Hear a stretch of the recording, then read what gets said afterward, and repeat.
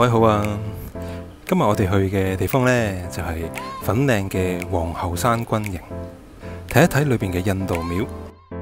軍營係位於流水響水塘附近嘅，喺粉嶺火車站坐52B 小巴，喺布格仔路落車，沿住布格仔路行10分鐘到啦，就會見到有公廁嘅。行到公廁嘅另一邊呢，呢度就係皇后山軍營嘅入口啦。會見到一個被展開嘅鐵絲網，行嘅時候要小心啊！過咗一個之後呢，接住呢仲有另外一個嘅，慢慢咁過，唔好心急啊！之後沿住山坡上，行幾分鐘就上到去一個風格獨一無二嘅印度廟。大家都聽到啲打樁聲啊！其實我哋而家身處嘅位置呢，同埋地盤所在呢，都係以前駐港英軍嘅營房。呢個軍營呢，建於1960年代嘅，佔地25.4公頃，比維園呢仲要大1/3添。當年呢，呢度有20幾座綠色嘅平房，當中仲包括辦公室、宿舍、戲院、加油站、操場、籃球場同草地等，好似一個小社區咁。但係因為遠離人煙呢，所以都唔係太多人知道呢個位置嘅。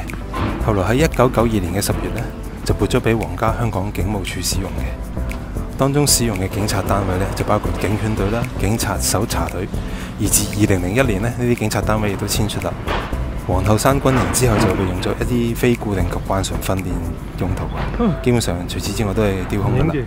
到咗2015年呢，政府向城規會呢建議把軍營呢大部分土地興建約12000個公營單位同埋1900個私人住宅單位，而今年較後嘅時間呢，當中嘅居屋山麗苑同埋公屋皇后山邨即將完工，並提供大約3200同埋8009個單位。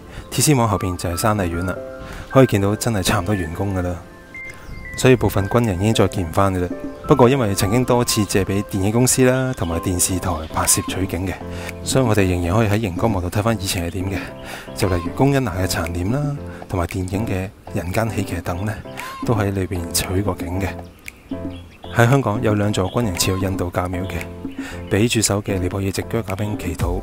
一座喺屯門嘅寶龍軍營，而家已經租咗俾非營利機構國際十字路會使用嘅。另一座就係呢度嘅皇后山軍營啦。隨住啹喀兵喺回歸前嘅解散啦，軍營內嘅印度廟亦都隨之關閉。好彩呢就冇拆到，令到我哋仲有機會睇到呢個具異國特色嘅宗教建築。前邊銀色呢塊標誌着呢座建築物已經被古蹟辦呢評為3級歷史建築物。呢座建築喺山丘上面嘅啹喀廟宇，呈6角形，外形似一朵青色嘅蓮花。6角中有5角呢設有門嘅，門嘅上方有個小窗。而東南方呢就有個祭壇，祭壇嗰邊呢就油咗紅色嘅。其內側嘅其他地方呢就油咗青藍色。建築物嘅外形呢真係好別樹一格嘅，就好似一朵含苞待放嘅蓮花，極之有打卡嘅價值啊！呢座被古蹟辦稱為皇后山印度廟嘅廟宇呢，喺1960年代落成嘅，由駐守喺呢個營地嘅啹喀兵建造嘅。啹喀兵團喺1948年開始呢，派嚟香港逐漸代替英籍嘅軍人，參與香港嘅防衛同救災嘅工作。左手邊呢間小屋呢，以前就用嚟放啲拜神用品嘅。士兵們每逢新年呢，都會嚟呢座佢哋稱為蓮花寺外嘅空地呢拜神聚餐，而且每逢周日呢，佢哋亦都會嚟呢度祈禱嘅。我哋行快2步喺前面兜個圈先。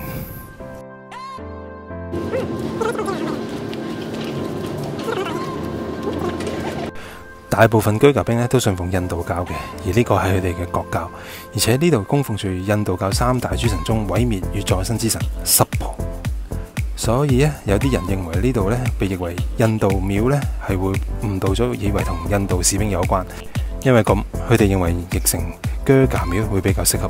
而於皇后山公營房屋發展項目之中印度廟連同另外一座舊軍營建築將會獲得保留嘅，並翻新成為山麗苑營業處同埋業主委員會辦事處。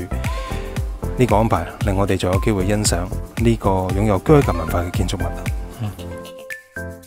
我哋睇翻1963年喺高空影嘅相啦，呢度可以睇到附近有好多農地，今日已經變咗好多噶啦。黃點就係我哋啱啱行嘅印度廟，左邊橙色嘅位置已經被興建成為山麗苑同皇后山邨啦。而而右邊綠色嘅部分呢，撥咗俾皇家香港警務處使用之後呢，就用作咗已婚人士嘅宿舍，而家正準備咧撥歸政府機構使用嘅。而藍色嗰部分軍營呢，將來呢亦都會被興建成為住宅。剩低呢白色嘅部分呢，就係僅餘而家仲未作任何安排嘅地方。除咗剛才我哋睇嘅印度廟之外呢，呢度呢就曾經係警犬隊嘅所在。我哋就去睇一睇啦。睇完印度廟就落返山，去返頭先嘅入口。側面呢有另外一個位嚟呢度噶啦。呢度1995年呢至到2001年期間呢，就曾經設有呢警犬隊總部嘅，主要負責繁殖啊同埋訓練警犬啊。而眼前呢啲都係狗房，而且為數唔少添。我哋有入其中一個睇下，都幾闊落噶。警犬隊喺1949年成立嘅，成立之初係有4隻用喺巡邏用嘅德國牧羊犬，主要係負責邊境同埋郊區嘅巡邏。到咗1980年代呢，就開始訓練爆炸品偵測犬。之後呢，亦都有訓練專門執行呢高危險性同埋反恐任務嘅警犬啦。所以去到2013年呢，已經去到呢大約75隻巡邏犬啦，30隻緝毒犬啦，同埋20隻爆炸品搜索犬嘅。同埋長期 keep 住有幾十隻呢，處於培養同埋訓練階段嘅幼犬，所以呢度狗房之多呢，亦都不足為奇嘅。我估呢度係用嚟照顧犬隻嘅起居飲食嘅地方。好啦，今日都差唔多啦，拜拜。